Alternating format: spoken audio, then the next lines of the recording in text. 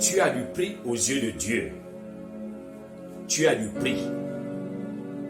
Tu as du prix aux yeux de Dieu.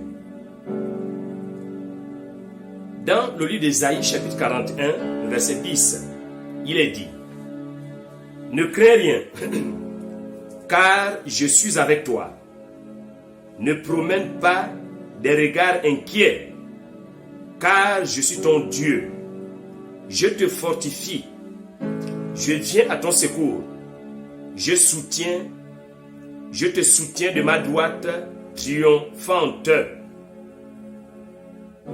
Voici, ils seront confondus. Ils seront couverts de honte. Tous ceux qui sont irrités contre toi, ils seront couverts de honte. Nous te bénissons, Seigneur, pour cette prédication.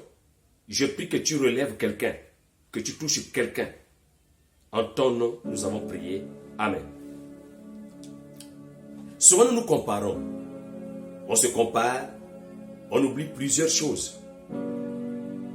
C'est vrai que la Bible déclare dans Psaume 150, à partir du verset 6, le dernier verset, il dit que tout ce qui respire loue l'Éternel, loue l'Éternel. Mais nous respirons, nous les hommes, mais c'est un peu le couronnement de la création de Dieu, parce que Dieu a fait d'abord la faune, la flore, d'abord la terre, la lumière, ainsi de suite, le luminaire, et la faune et la flore. Et pour tout couronner, il a mis l'homme. Mais attention, tu as du prix aux yeux de Dieu. Parce que dans Genèse chapitre 1, il nous a dit ceci. Puis Dieu dit, faisons l'homme à notre image, selon notre ressemblance. Faisons l'homme à notre image, selon la ressemblance de Dieu. Dieu n'est pas matériel, Dieu il est spirituel. Donc ce qui veut dire que quelque part, nous sommes des dieux avec un petit d. Voilà pourquoi il est écrit dans Jean chapitre 1, à partir du verset 12 et 13.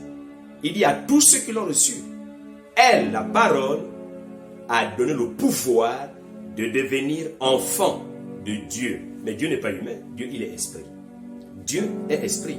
Donc, de devenir. Donc, quand tu acceptes le Seigneur dans ta vie, alors, le processus de devenir enfant de Dieu, donc, s'enclenche. Ne promène pas les regards inquiets. Tu as du prix aux yeux de Dieu. C'est une affaire de saison. Ce n'est pas ta saison peut-être, mais ta saison viendra. Quel que soit le temps que ça va prendre, cette année 2021 ne sera pas à son terme que tu rendras témoignage, parce que tu as du prix aux yeux de Dieu. Ne te compare pas. Quelle que soit ta pigmentation, tu es noir, tu es blanc, tu es jaune, tu es vert, peu importe. Mais il y a ce qu'on appelle la diversité. Quand nous lisons 1 Corinthiens au chapitre 12, à partir du verset 4, Dieu aime la diversité. Il y en a qui sont courts, d'autres sont grands, d'autres sont gros, d'autres sont minces. En fait, la diversité montre la grandeur de Dieu. Et même lorsque nous voyons, comme nous disions tantôt, dans 1 Corinthiens 12, à partir du verset 4, dans la structuration du corps, il y a certaines parties qui paraissent être négligées, qu'on ne voit pas, mais qui sont d'une importance capitale quelque part. Par exemple, dans la procréation, par exemple, dans le métabolisme pour le fonctionnement du corps, dans le cerveau, et ainsi de suite. Mais il y a d'autres parties qu'on voit. Donc, la diversité est très, très, très importante. Et dans cette diversité, même si on ne te voit pas, tu es important. Même si tu n'apparais pas aux écrans, tu es important. Même si tu balayes, tu es important là où tu es.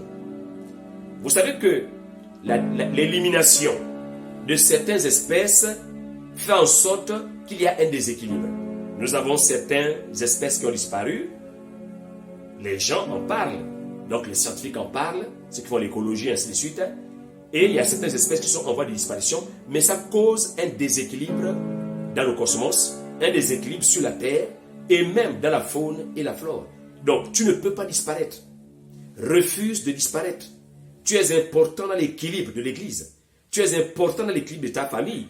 Tu es important dans l'équilibre de ton pays, de ta ville, de ton village. Tu es important parce que tu fais partie de la diversité. Dieu travaille dans la diversité. Et l'affaire de bénédiction, tu es béni. Pourquoi? Parce que quand tu acceptes Jésus-Christ, la Bible dit dans Éphésiens chapitre 1, le verset 3, Il dit, béni soit Dieu le Père, qui nous a bénis de toutes sortes de bénédictions spirituelles dans les lieux célestes en Christ. Il dit, en lui, nous avons été élus avant la fondation du monde pour que nous soyons saints et répréhensibles. Donc tu es mis à part, tu es à côté, parce que Dieu a envoyé son Fils Jésus-Christ venir mourir sur la croix pour toi. Donc qui que tu sois, tu es important. Jean 3,16.